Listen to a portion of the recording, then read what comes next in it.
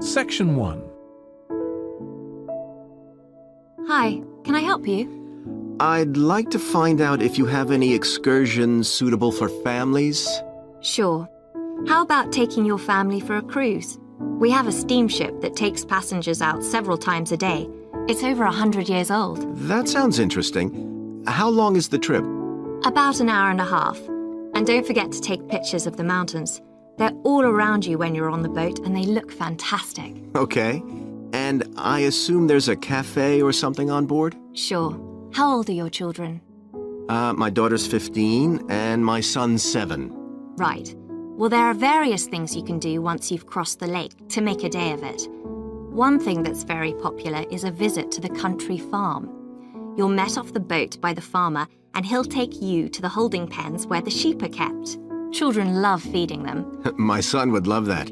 He really likes animals. Well, there's also a 40-minute trek round the farm on a horse if he wants. Do you think he'd manage it? He hasn't done that before.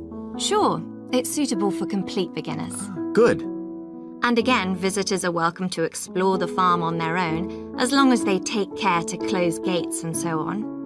There are some very beautiful gardens along the side of the lake which also belong to the farm. They'll be just at their best now. You could easily spend an hour or two there.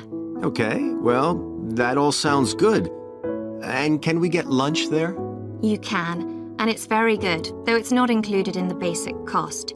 You pay when you get there. Right. So, is there anything else to do over on that side of the lake? Well, what you can do is take a bike over on the ship and then go on a cycling trip. There's a trail there called the Back Road. You could easily spend 3 or 4 hours exploring it, and the scenery's wonderful. They'll give you a map when you get your ticket for the cruise. There's no extra charge. What's the trail like in terms of difficulty? Quite challenging in places. It wouldn't be suitable for your 7-year-old. It needs someone who's got a bit more experience. Well, my daughter loves cycling, and so do I, so maybe the 2 of us could go, and my wife and son could stay on the farm. That might work out quite well. But we don't have bikes here. Is there somewhere we could rent them? Yes, there's a place here in the city. It's called Ratcheson's. I'll just make a note of that. How do you spell it? Ratchesons.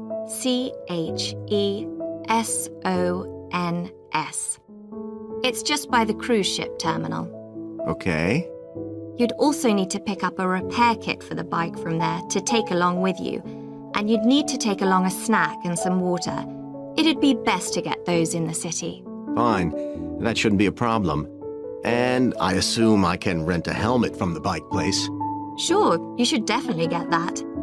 It's a great ride, but you want to be well prepared because it's very remote. You won't see any shops round there or anywhere to stay, so you need to get back in time for the last boat. Yeah. So what sort of prices are we looking at here? Let's see. That'd be 1 adult and 1 child for the cruise with farm tour. That's $117. And an adult and a child for the cruise only, so that's $214 altogether. Oh, wait a minute. How old did you say your daughter was? 15. Then I'm afraid it's $267 because she has to pay the adult fare, which is $75, instead of the child fare, which is $22. Sorry about that.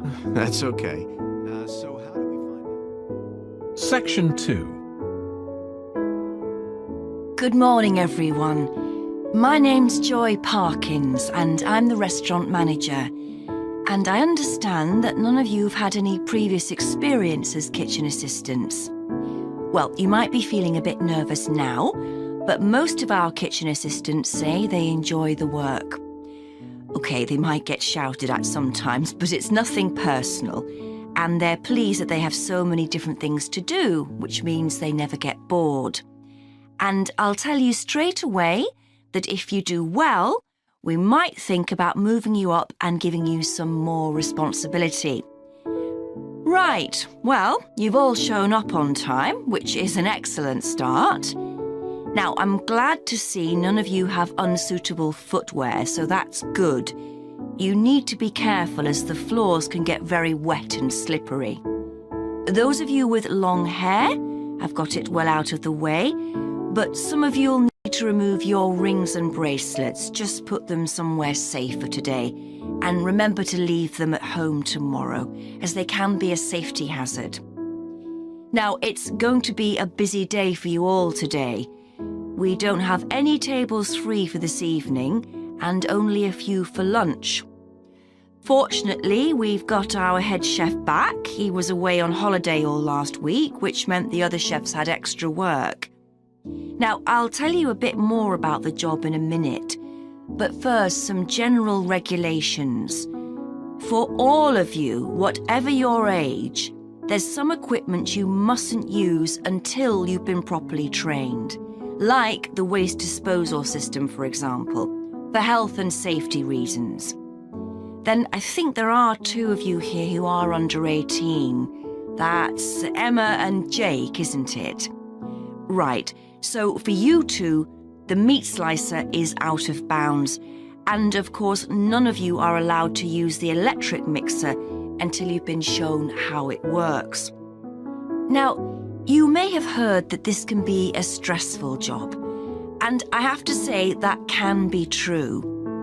You'll be working an 8-hour day for the first week, though you'll have the chance to do overtime after that as well if you want to. But however long the hours are, you'll get a break in the middle. What you will find is that you're on your feet all day long, lifting and carrying. So, if you're not fit now, you soon will be. You'll find you don't have much chance to take it easy. When someone tells you to do something, you need to do it straight away. But at least we do have a very efficient air conditioning system compared with some kitchens. Now, let me tell you about some of the people you need to know.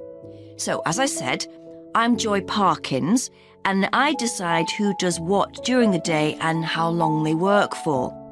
I'll be trying to get you to work with as many different people in the kitchen as possible, so that you learn while you're on the job. One person whose name you must remember is David Field. If you injure yourself at all, even if it's really minor, you must report to him, and he'll make sure the incident is recorded and you get the appropriate treatment.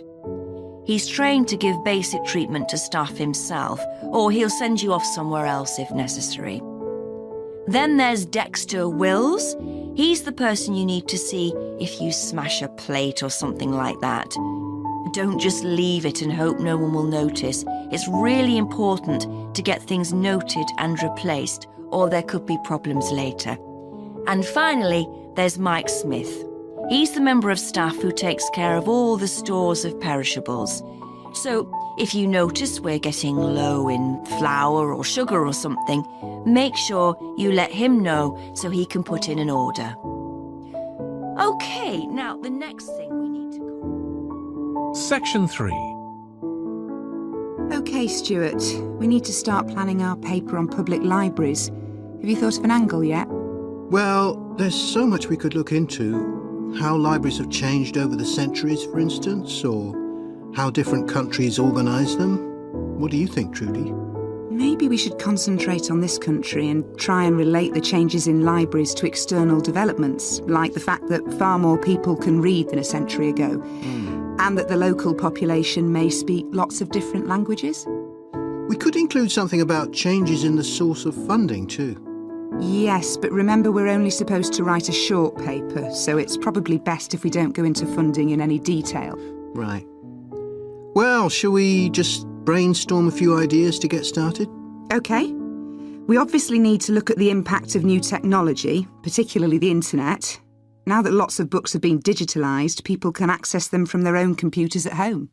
And if everyone did that, libraries would be obsolete. Yes. But the digitalised books that are available online for free are mostly out of copyright, aren't they? And copyright in this country lasts for 70 years after the author dies. So you won't find the latest bestseller or up-to-date information. That's an important point. Anyway, I find it hard to concentrate when I'm reading a long text on a screen. I'd much rather read a physical book. And it takes longer to read on a screen. Oh, I prefer it. I suppose it's just a personal preference. I expect the libraries will go on evolving in the next few years. Some have already become centres where community activities take place, like local clubs meeting there. I think that'll become even more common. I'd like to think so. And that they'll still be serving their traditional function, but I'm not so sure. There are financial implications after all. What I'm afraid will happen is that books and magazines will all disappear and there'll just be rows and rows of computers. They won't look anything like the libraries we're used to. Well, we'll see. I've just had an idea. Why don't we make an in-depth study of our local public library as background to our paper?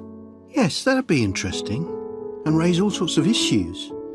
Let's make a list of possible things we could ask about, then work out some sort of structure. For instance, we could interview some of the staff and find out whether the library has its own budget or if that's controlled by the local council. And what their policies are.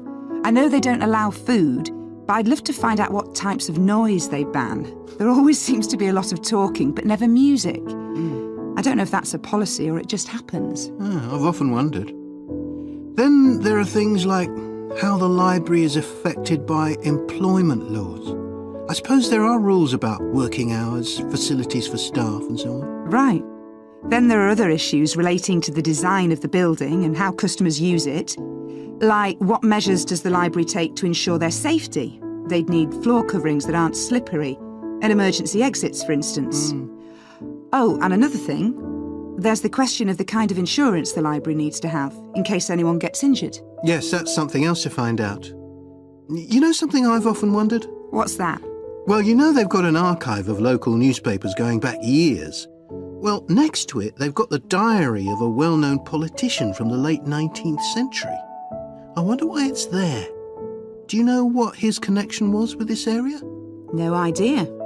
Let's add it to our list of things to find out. Oh, I've just thought, you know, people might ask in the library about local organisations like sports clubs. Well, I wonder if they keep a database or whether they just look online. Right. I quite fancy finding out what the differences are between a library that's open to the public and one that's part of a museum, for example. They must be very different. Then something else I'd like to know is... Section 4. In public discussion of business, we take certain values for granted. Today, I'm going to talk about 4 of them: collaboration, hard work, creativity, and excellence. Most people would say they're all good things. I'm going to suggest that's an oversimple view. The trouble with these values is that they're theoretical concepts, removed from the reality of day-to-day business. Pursue values by all means, but be prepared for what may happen as a result. They can actually cause damage, which is not at all the intention. Business leaders generally try to do the right thing, but all too often the right thing backfires if those leaders adopt values without understanding and managing the side effects that arise. The values can easily get in the way of what's actually intended. Okay, so the first value I'm going to discuss is collaboration. Let me give you an example. On a management training course I once attended, we were put into groups and had to construct a bridge across a stream using building blocks that we were given. The rule was that everyone in the team had to move at least one building block during the construction. This was intended to encourage teamwork. But it was really a job best done by one person. The other teams tried to collaborate on building the structure and descended into confusion, with everyone getting in each other's way. Our team leader solved the challenge brilliantly. She simply asked everyone in the team to move a piece a few centimetres to comply with the rule, and then let the person in the team with an aptitude for puzzles like this build it alone. We finished before any other team. My point is that the task wasn't really suited to team working. So why make it one? Teamwork can also lead to inconsistency, a common cause of poor sales. In the case of a smartphone that a certain company launched, one director wanted to target the business market, and another demanded it was aimed at consumers. The company wanted both directors to be involved, so gave the product a consumer-friendly name, but marketed it to companies. The result was that it met the needs of neither group. It would have been better to let one director or the other have his way. Not both. Not both.